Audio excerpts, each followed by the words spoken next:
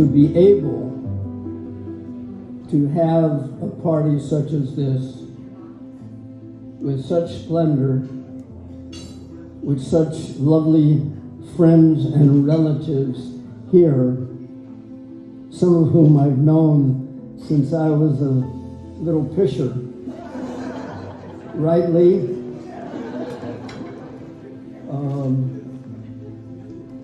And I'm also grateful, since I'm able to do this, I realize how small of a percentage of people are in the position that I am to do something like this. And there are so many throughout the world and our own country who are deprived and disadvantaged, and I just can't resist the necessity of acknowledging to you all, as I say, we want to have a wonderful time and celebrate and luxuriate in it all, that we are a very special, fortunate, blessed minority, and that the vast majority could never dream of anything like this. So enjoy yourself, and as I said, if everything isn't perfect, you come and complain to me. It's a beautiful thing to be able to celebrate with all of you, and I appreciate you coming to celebrate with me tonight. Hi, everybody. I'm Laura Gallinson. My brother Jeff Gallinson. Baby brother Rick. I just want to say a few words, and so do my bros, about our mom.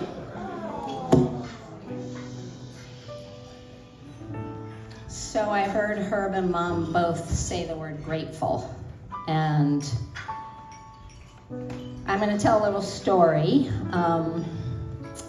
In 1963, there was an Irish Catholic teenager named Diane McGraw, and she was pregnant with me, and she lived in Iowa, and she was sent to St. Paul, Minnesota to a home for unwed mothers.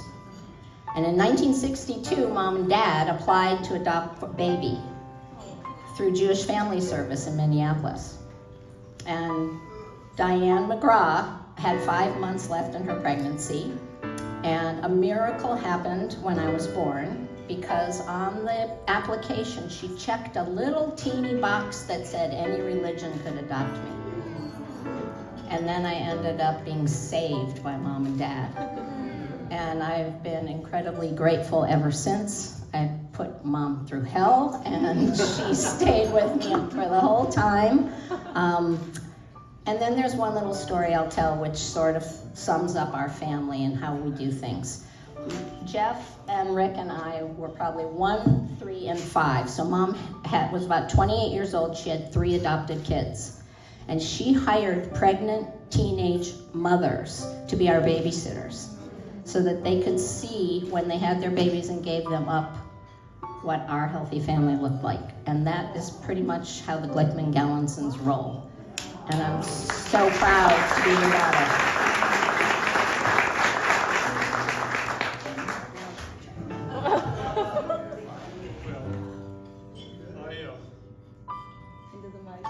Actually, not as good on my feet as Laura, so I wrote something. And so thank you, Mr. President, for entrusting me. Oh, what? No, sorry, wrong. I'm not going to be the Secretary of Defense.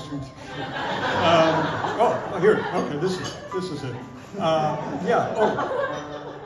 So upon waking this morning at 3 a.m., because we are on Eastern Standard Time, I started thinking about birthdays, and I thought about how, in addition to celebrating an individual, we're celebrating life itself as what is birth but the ultimate affirmation of life.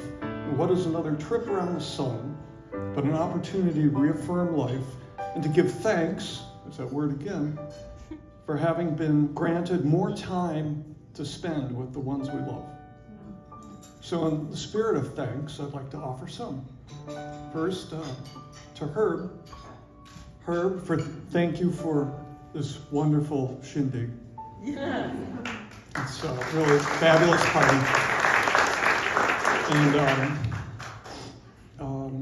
to all you family, friends, and friends who are like family, bonus family, seeing you here says a lot to me about how much you care for my mother and what she means to you. It also reminds me of just how much our lives, Mom's, Dad's in his time, Laura, Rick, and my own, have been shaped and made richer by knowing you throughout these many years.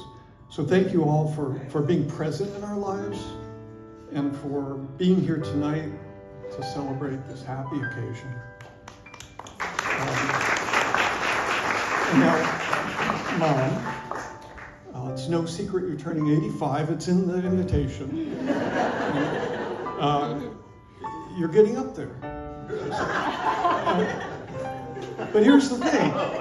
Here you are. You know. But you're still. The point is, you're still getting there. Right? You haven't decided you've reached a destination. You haven't dropped the anchor, cut the engines. You haven't stopped growing. Stopped being curious about the world. Those who study such things will tell you that as we age, engagement with the world through meaningful personal relationships, community involvement, and intellectual pursuits is a key determinant of health and longevity. If anyone needs convincing of this, I'll just point to you and say, do you see my mother? That's what they're talking about right there. So I know I speak for Steph, Georgie, Lena, and Ian when I say how much we appreciate and value your interest in our daily lives, your support for our undertakings, your sympathy when we experience setbacks, and your celebration of our accomplishments. We love you dearly and wish you a very happy birthday and many more birthdays to come.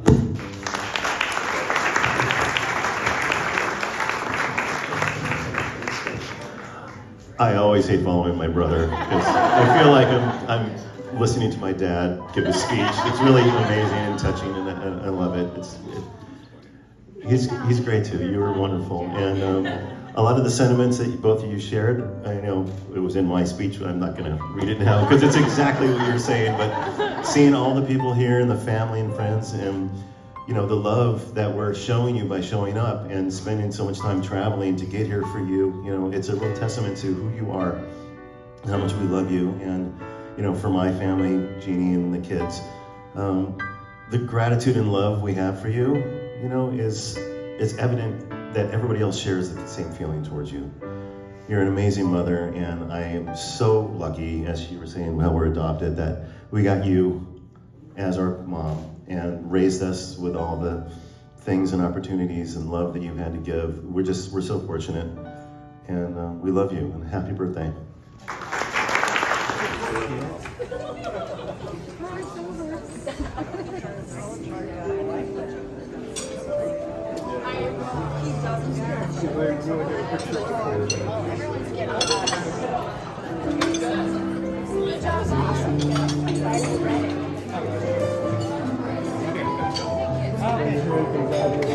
And you're a little behind the line.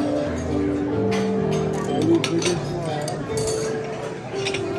And a little closer you go.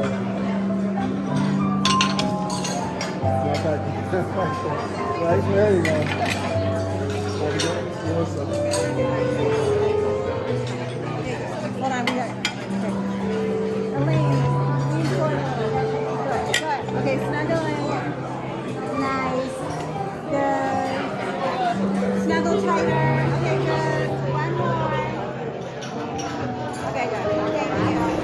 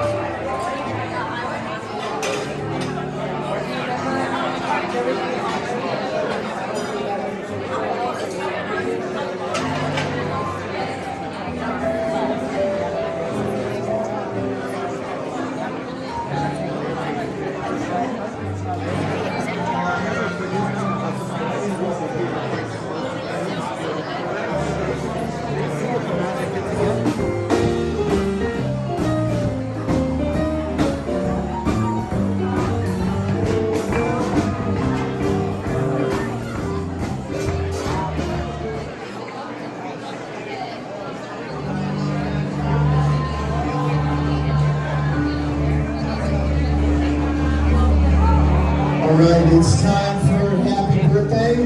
We're gonna need everybody to join in and gather around. If everyone can please gather around Elaine's table over here. All right, here we go.